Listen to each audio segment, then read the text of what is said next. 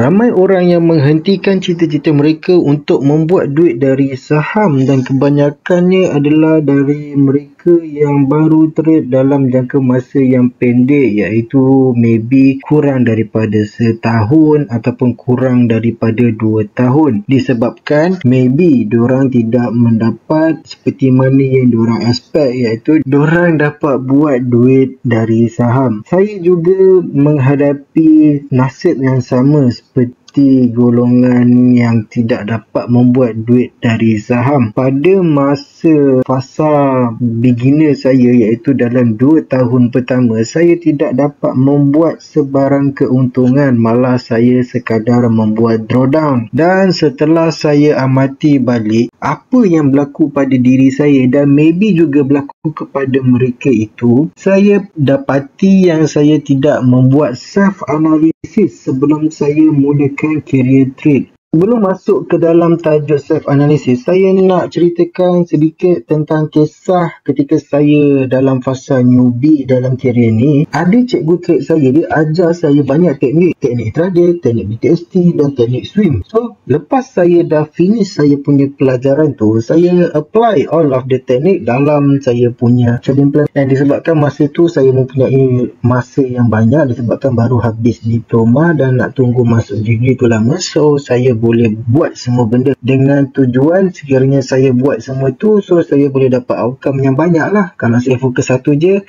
saya dapat satu je source of income kan, but malangnya outcome yang saya nak tu tak berlaku.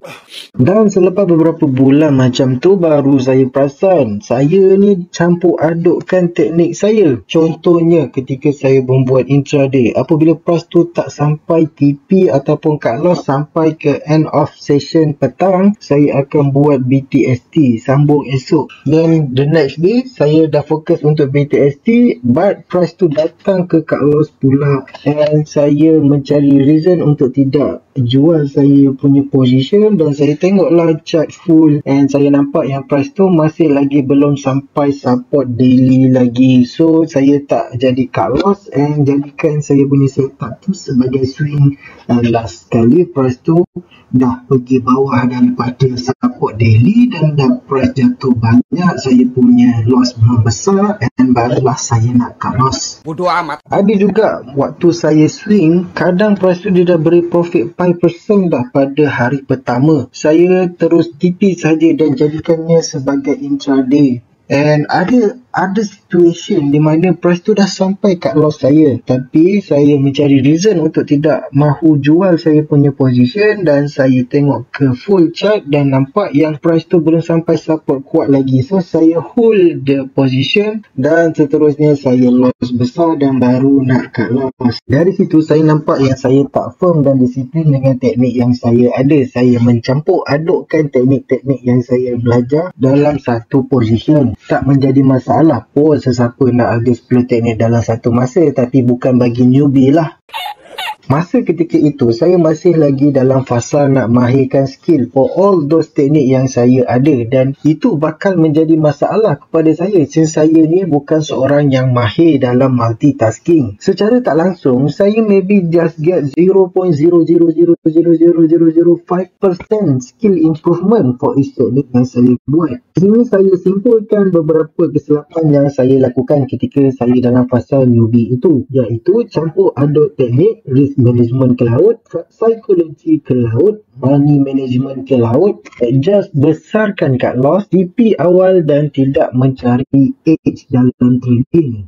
Untuk menyelesaikan masalah yang saya hadapi tadi, saya kena restart balik saya punya career trading ni dengan membuat self-analysis balik. Perkara pertama yang saya perlu buat adalah memilih teknik dan trading plan apa yang saya nak pakai. Contohnya swing, intraday, short swing, scalping, investor, positional. Saya perlu pilih satu dan fokus sampai saya mahir dalam teknik tersebut. Untuk pemilihan teknik ni, saya perlu consider masa yang saya ada untuk melihat chart dalam sehari itu. Contohnya seperti intraday, saya perlukan masa yang lebih banyak untuk melihat chart berbanding swing. Yang kedua, saya perlu lihat tahap ketangkasan yang saya ada dalam membuat keputusan dalam masa yang ditentukan. Contohnya scalping memerlukan ketangkasan yang cepat dalam membuat keputusan dalam masa yang singkat. Yang ketiga, saya perlu consider tahap kesabaran saya untuk melihat hasil dari trading. Contohnya, investor, adakah saya sanggup untuk melihat saya punya outcome itu datang dalam jangka masa lebih daripada 3 tahun? Sebelum tu, jangan terbelanja tau dengan ayat pilih intrah lah, sebab boleh buat duit dengan cepat. Anda kalau tak ada ilmu yang cukup pun sama je,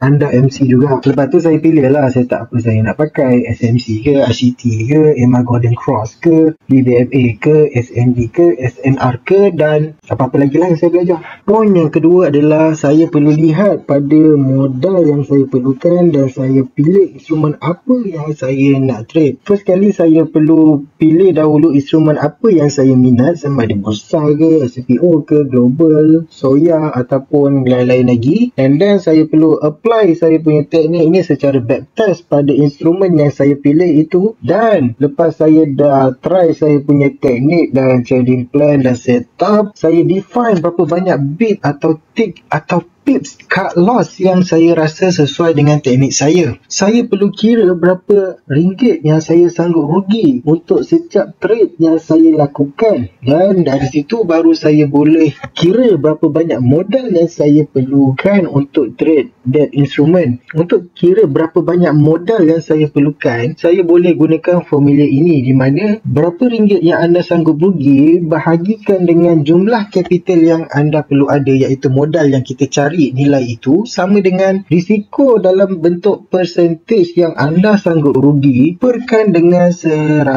Nota penting, di bahagian risk in percentage yang anda sanggup rugi tu jangan lebih daripada 10%. Disyorkan bawah 5%. Contohnya, saya sanggup untuk rugi sebanyak RM375 and then saya perkan dengan X total modal yang saya perlukan, saya tidak tahu, sama dengan saya sanggup berisikokan 3% of my capital perkan dengan 100. So selepas saya membuat kiraan, nilai modal yang saya perlukan adalah sebanyak 12,500. Dan if saya tak ada wang sebanyak 12,500 tu, saya tak boleh ke next step lah. Saya perlu adjust something, sama ada saya tukar instrumen lain pada yang saya minat, ataupun tukar teknik, tukar trading plan, ataupun lastly kumpul lah modal dulu bagi cukup. Dalam step kedua ni sebenarnya dah cover part money management dan risk management. Yang ketiga, saya perlu kuatkan saya punya psikologi. Untuk korang yang nak cari pasal video tentang psikologi dalam trading ni, ada dekat YouTube channel saya, ataupun saya dah sediakan dekat belah kanan atas ni, anda klik saja dekat tanda seru tu. Nak cerita kat sini ni lambat lah video ni habis. Yang keempat, trade dan buat journal. Disyorkan bagi beginner untuk melakukan paper trade terlebih dahulu dalam tempoh masa 3 bulan ke atas. Santai, jangan nak terlalu kejar duit sangat. Kalau korang real trade pun bukannya dapat profit pun, at the end korang akan MC juga sebab korang punya ilmu tu rendah lagi. So polish skill dahulu. Kalau nak buat, buatlah sekali, tapi kalau duit hilang tu pandai lah. Yang kedua adalah buat journal. Tak kisahlah kita ni paper trade or real trade. Poin yang kelima adalah saya perlu sentiasa buat backtest. Kita ni sentiasa hadapi pelbagai masalah yang bermacam-macam setiap kali market tu buka. So banyakkan latihan teknik kita pada past history chart. So if kita jumpa masalah yang sama masa real trade nanti, kita boleh counter. And if kita jumpa masalah baru masa kita kita boleh cari solusi cara nak counter masalah tu, and kita akan well prepared for the real trade. Poin yang terakhir sekali, saya perlu membuat post analysis trade. Lepas dah buat journal, saya perlu sentiasa review balik past loss trades dan win trades. Dan don't just focus win trades only. Memang betul win trades tu kita kena fokus sebab kita nak cari setup yang sama pada masa akan datang. Tetapi loss trade juga perlu direview untuk kita elak high risk setup. So cukuplah semua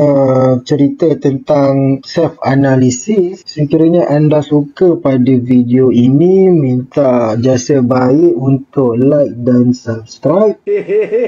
Dan sekiranya ada apa-apa pertanyaan yang ingin ditanyakan, boleh komen di ruangan komen. Dan sekiranya ada apa-apa kesalahan yang saya lakukan, anda juga boleh komen, sebab saya pun masih lagi dalam fasa belajar. Kerana dunia trading ini, kita akan sentiasa menghadapi benda yang baharu. Itu sahaja, terima kasih. Assalamualaikum.